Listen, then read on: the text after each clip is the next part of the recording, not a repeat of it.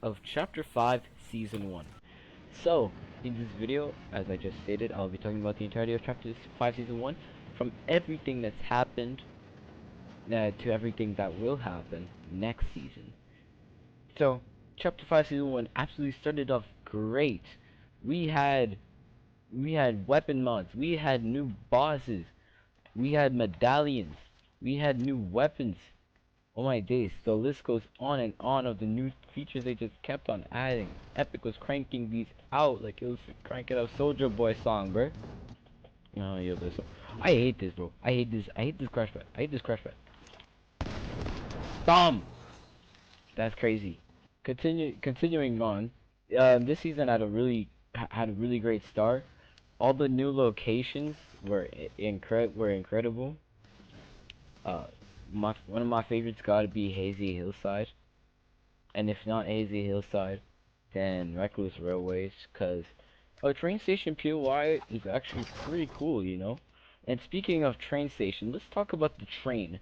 The train, I got a lot of complaints from by my friends, cause oh, it's copying Warzone, and oh, it's copying Battlefield, it's copying this, and copying that. Look, a train is a mechanic, okay? Trains are cool. It doesn't matter what game it's in. It's a train. BOMB! Headshots! Yeah! This is sent back to the lobby, blood! Goodbye! Oh my days. Incredible. But anyways, as I was saying, train the train this season, like how you're able to take it over and you got a bunch of loot from it, was a really great idea, and it led for some good content for those of you who have been on the channel now, because this season I also got my creator code, which you should use in the item shop. It's code SMASHING, all caps. There's a dash between the smashing and the J. Thank you. I had to plug in that little promo. I think that was a pretty good transition. And speaking of movement, let's talk about the new animations for walking. So this season they brought out new animations for walking. Now, it did cause quite a bit of controversy over on the good old Twitter, or X as freaking Elon calls it now. But the creator of the new movement did actually talk about on Twitter, saying how proud how proud he was to actually have his new movement in the game, because he had been working on it for about over a year, which is quite a bit. And a lot of people were just absolutely flaming this guy for everything he had to live for. Hold on, there's a guy here. I'm not trying to beef. Speaking of where's he at, I gotta go. I gotta really run.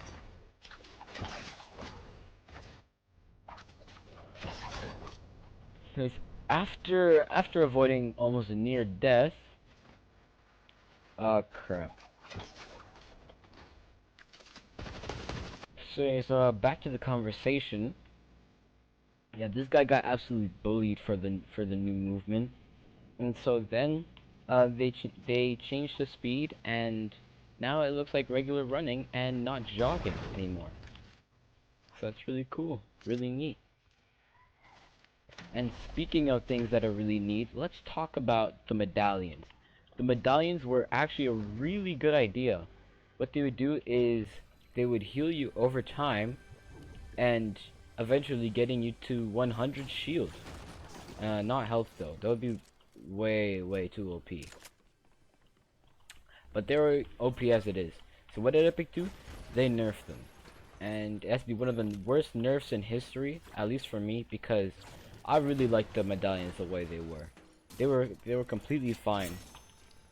But after that, you could only get one medallion and it would heal you to half shield, and then you needed the rest to heal the full shield.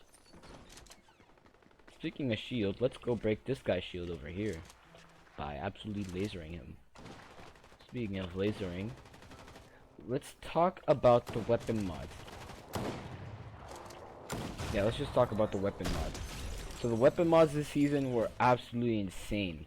Like, we have been wanting this mechanic for over 2 years now, and it had been in the works for over 2 years, and we finally got it.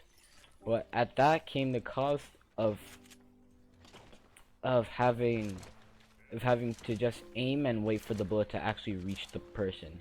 Cause if it was just aim and it hit him, it would be that would just make weapons way too powerful. So they had to nerf it somehow.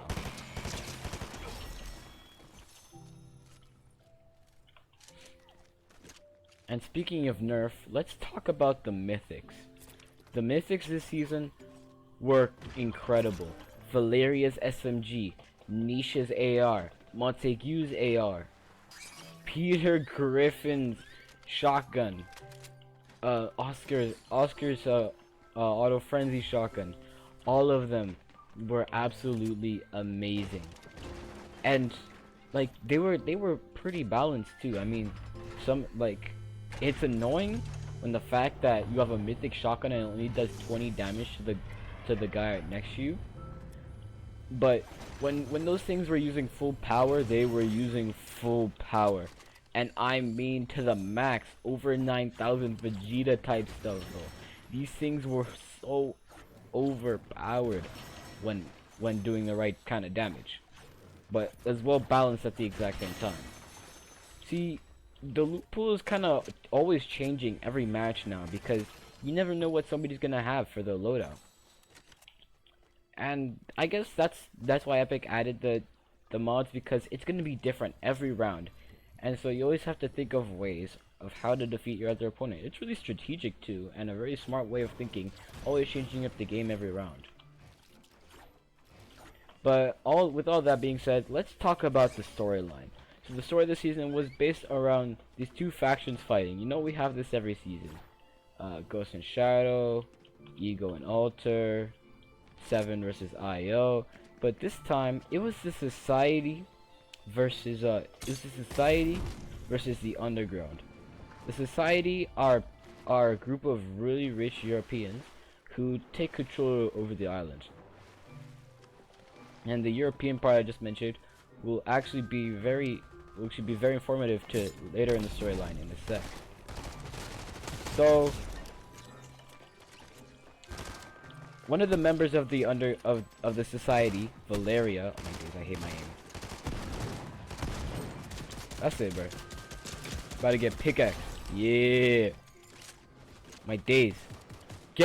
Hop off, bro. Hop off my schmeat.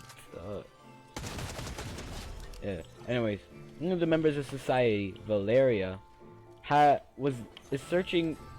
wants to know everything about the world, right? Like in her loading screen, it quotes, "Knowledge is power, and I plan to know everything." Because knowledge is power, and she wants power. It's very clear. So she's searching for this relic, and this relic is, as some of you guys who are into the storyline know, Pandora's box. Now this is where the European part comes in, because Pandora's box is a Greek mythology story about Zeus, who created this very curious woman named Pandora. Yeah. And gave her a box, but told her to never open it, which is kind of stupid. If you really think about it, gods were kind of stupid and all, because they were really dramatic.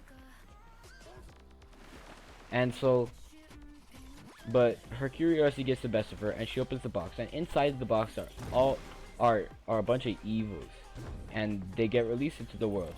So evils like violence, fear, and all kinds of bad stuff, and we don't like bad stuff.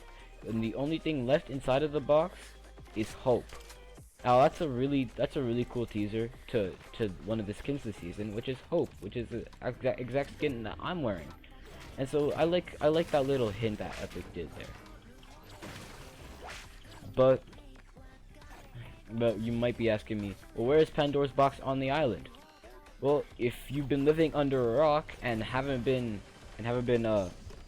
on the internet over the weekend, you'll know that a giant hand came out of the ground holding a box, which looked like the one in Valeria's pictures that she had on her desk, which is Pandora's box, except really, really big. And I'm actually going to that location right now. And like it's really cool that Epic is doing a history themed season, because we've never really had anything like this. We've had war seasons, spies, aliens, futuristic, twice, superheroes. We haven't really gotten anything old aged. And we're not talking about primal or wilds. See, there's the hand and this giant beam. This is Pandora's box. And this Titan hand, did come from below the map. So that means there is a Titan underneath the map. And that Titan has a lava arm. So it could be like a lava Titan or something. And that means there could be an underworld to the map. So underneath the map, there is an underworld that is underground. The name of this season. So I kind of like how it all kind of just links together, you know. And speaking of life is going very good for Epic Games right now because of the new game modes that have released. We have Festival, Rocket Racing, Lego, which have all been very successful for Epic Games in this past chapter. And speaking of chapters, we don't know if Epic is gonna stop doing yearly chapters or not. I mean, they do keep the player base entertained, but like, it doesn't, as I said before in one of my videos, it doesn't, you don't really get a connection to the map, and you don't really miss it as much. It's different for chapter 3 because it had such good seasons. But for chapter 4, I don't see anybody really being nostalgic about that one. It wasn't all bad. Seasons 1, 2, and 4 were all hit really well. We're not talking about season 3. I don't know why I glazed that one so much in the beginning.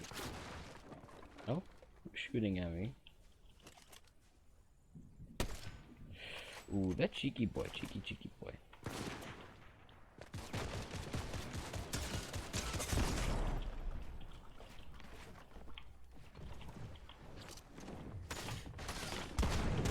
Bum.